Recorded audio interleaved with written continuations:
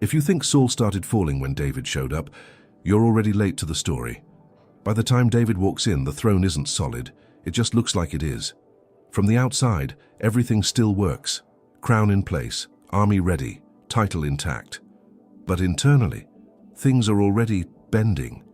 And it started with something that looked small, which is usually how these things start. The instruction was simple.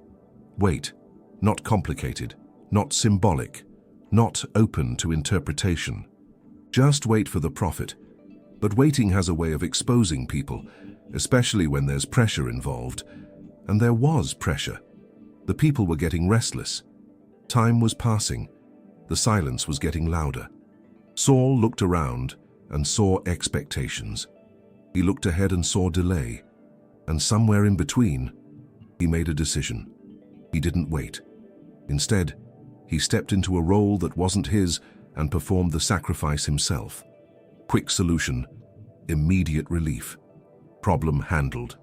From a distance, it almost looked responsible, but it wasn't. Because the issue wasn't the action, it was the reason behind it.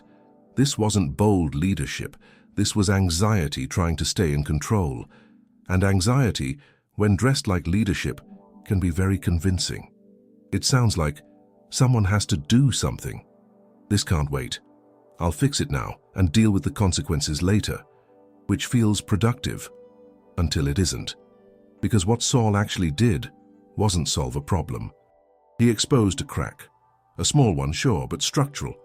It's like launching something before it's ready just to avoid looking unprepared, and then watching everything collapse in real time. Not because the launch failed, but because the foundation was rushed. That moment, the sacrifice didn't end the kingdom, but it revealed something about the king. He couldn't sit in uncertainty. He couldn't hold the gap between instruction and outcome. He needed resolution, even if it cost alignment. And that's where things shifted. Not loudly, not dramatically, but decisively. Because once someone starts overriding clear direction to protect their image, they usually don't stop at one decision. They get faster, more efficient, more justified, and a lot more dangerous to their own position. The throne didn't shake when David picked up a stone. It shook when Saul said, "I can't wait." And from that point forward, every decision would carry just a little more pressure than the last. The kind that builds quietly, the kind no one sees until everyone does.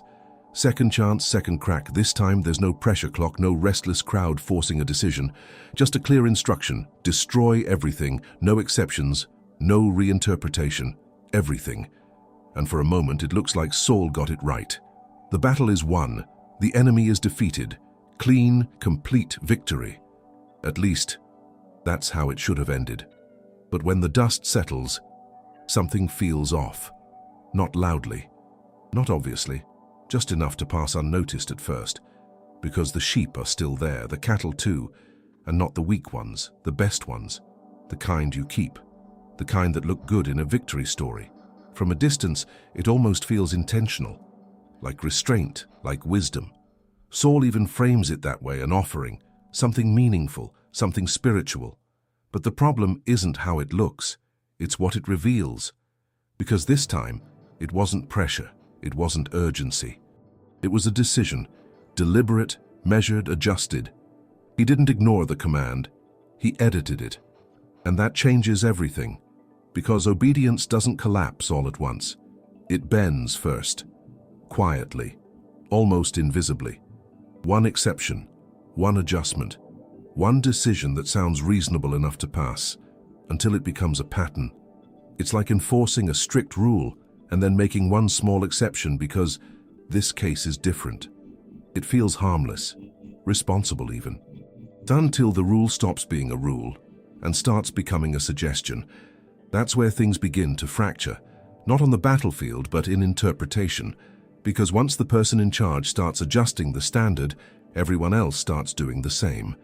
The soldiers notice, they always do. They see what gets spared, what gets kept, what gets redefined, and without saying a word, the message spreads. Maybe the command isn't absolute. Maybe there's room to negotiate. Maybe obedience is flexible. And just like that, clarity disappears. Orders turn into options. Options turn into debates. And debates don't win wars. They delay them, complicate them. Eventually, they cost them. It's like declaring zero tolerance for something and then quietly making space for it when it's convenient. On paper, everything still looks aligned, but in practice, the system is already breaking, because consistency is what holds authority together. And once that cracks, everything else follows. By the time Samuel arrives, the outcome is already decided. Saul greets him with confidence, like someone who believes the job is done, like someone who thinks this still counts as obedience. But there's a problem. You can hear it before you see it. The sound of what was supposed to be gone, still there. And no explanation is strong enough to cover that. Saul tries anyway. He shifts responsibility, blames the people, reframes the decision, gives it purpose. But none of that changes what happened, because partial obedience isn't a weaker version of obedience, it's something else entirely, and in that moment, something breaks again. Not visibly, not dramatically, but permanently. Because once a leader starts adjusting the mission to protect the outcome, the ending starts rewriting itself. Quietly, line by line. Saul doesn't see it yet. From his perspective, the victory still stands. The image is intact. The narrative still works. But underneath it, the structure is already compromised, and cracks like that don't stay hidden, they spread. Slowly, silently, until they don't. Saul didn't shake because of the stone. He shook because of the chorus. At first, the king is still riding the victory high. Philistines defeated, momentum on his side, everything looking stable, at least from the outside. Then the voices start. Saul has slain his thousands. David, his tens of thousands. Catchy, too catchy. Each repetition lands a little heavier than the last. Thousands and tens of thousands. The numbers don't just celebrate, they compare. And comparison has a way of changing everything. You can almost picture Saul replaying it in his head, hoping it sounds different the next time. It never does. The echo sticks, not because David asked for it, not because David controlled it, but because once a narrative starts spreading, it doesn't ask for permission. It just repeats. It's like watching something you carefully built struggle for attention, while something unexpected takes over the spotlight overnight. At first, you try to ignore it. You tell yourself it doesn't matter, that it's just noise. But the more it repeats, the harder that becomes. Saul tries to stay composed. He nods, he accepts it, he keeps the image intact. But internally, something shifts. Because the problem isn't David rising, it's what that rise suggests. If David is tens of thousands, then where does that leave Saul? That question doesn't stay quiet, it lingers, expands, distorts everything around it. And once comparison enters, peace leaves. Saul still has the crown, still leads the army, still holds the authority. But internally the throne starts to feel different, not something he holds, something he might lose. And that's where insecurity turns into something else. Because insecurity doesn't wait for evidence, it builds its own. Every look starts to feel intentional, every silence starts to feel loaded, every success around him starts to feel personal. The same voices that sounded like celebration now sound like replacement, and that changes how Saul sees David. He's no longer just a soldier, or a servant, or an ally. He becomes a possibility. And possibility is dangerous when you feel replaceable. The chorus didn't crown David. It exposed Saul. It revealed something that was already there, but hadn't surfaced yet. And once that insecurity is exposed, it doesn't go back. It grows, quietly, consistently, until it demands action. And when that moment comes, it won't look like strategy. It will look like reaction. Because a king who starts protecting his image instead of his position is already losing both. The song didn't change the kingdom. It changed how Saul saw it. And from that point forward, every sound carries weight. Every moment carries tension. And every decision starts coming from a place that no longer feels secure. Not because the throne was taken, but because, for the first time, it feels like it could be. Saul's first spear isn't thrown at an enemy. It's thrown at a reflection. The moment it leaves his hand, something shifts.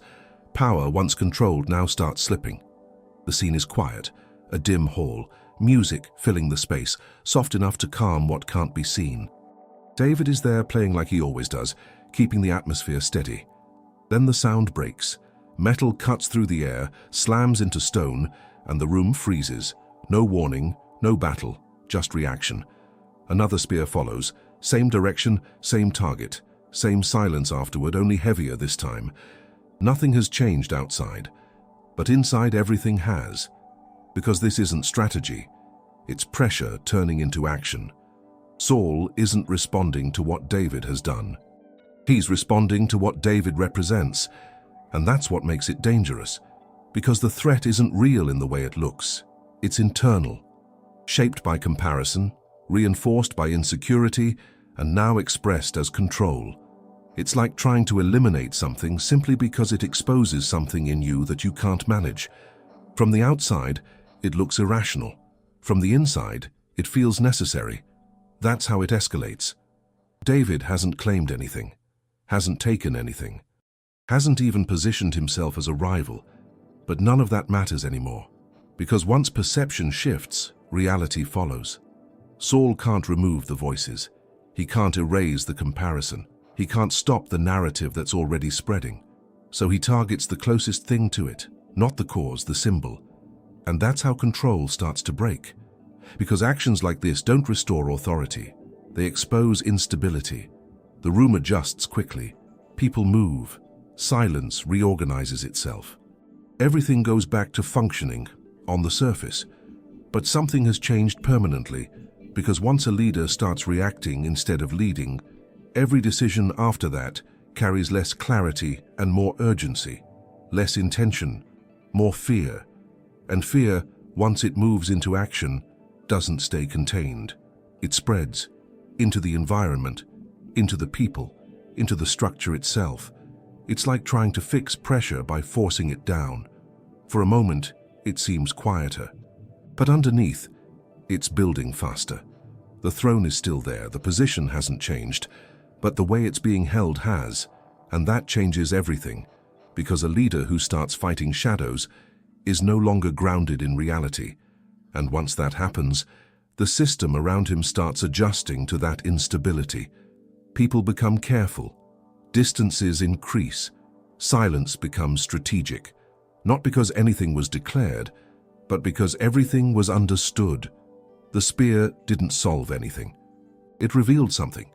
And once that kind of reaction enters the system, it doesn't disappear, it repeats, with more force, less control, and fewer boundaries each time. Saul didn't lose control in a single moment, but in this one, it became visible. And from here forward, every decision moves a little further away from clarity and a little closer to collapse. Saul didn't lose the throne on Gilboa's slopes. He lost it the moment fear took control. Gilboa just made it visible. The sequence was already in motion long before the battlefield. The instruction to wait, ignored. The command, adjusted. The comparison, internalized. The reaction, released. Each moment, small enough to justify on its own, but together, impossible to sustain. By the time the battle arrives, the outcome isn't being decided. It's being revealed. The Philistines gather across the valley, organized, prepared, moving with clarity. Saul looks for direction, for something external to stabilize what's already unstable inside. But nothing comes, no guidance, no response, no clarity, and when direction disappears, pressure takes over.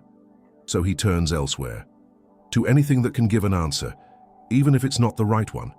Because when uncertainty isn't tolerated, anything that feels like certainty becomes enough, even if it isn't. But nothing he finds changes what's already been set in motion. Because the real shift didn't happen here. It happened much earlier, on decisions that didn't seem decisive at the time. Now the battle begins, but something is missing. Not strategy, not position, something deeper, because leadership isn't sustained by title, it's sustained by alignment. And that alignment was already compromised. So the fight continued, but without stability, without clarity, without the foundation that once held everything together. Losses start to accumulate, not suddenly, but consistently. And once that begins, it doesn't reverse, because what's breaking now isn't just the situation, it's the structure behind it. The kingdom doesn't collapse in a single moment. It gives way, layer by layer, decision by decision, until there's nothing left to hold it up. And when the final moment comes, it doesn't feel like a turning point. It feels like the end of something that had already been ending for a long time, because collapse doesn't start at the fall, it starts at the first compromise. Gilboa didn't destroy Saul. It exposed what was already there. Everything that had been building, everything that had been ignored, everything that had been justified, now visible, now undeniable. Because when decisions are made to protect image instead of alignment, the outcome doesn't need to be forced, it unfolds, and by the time it's seen, it's already finished.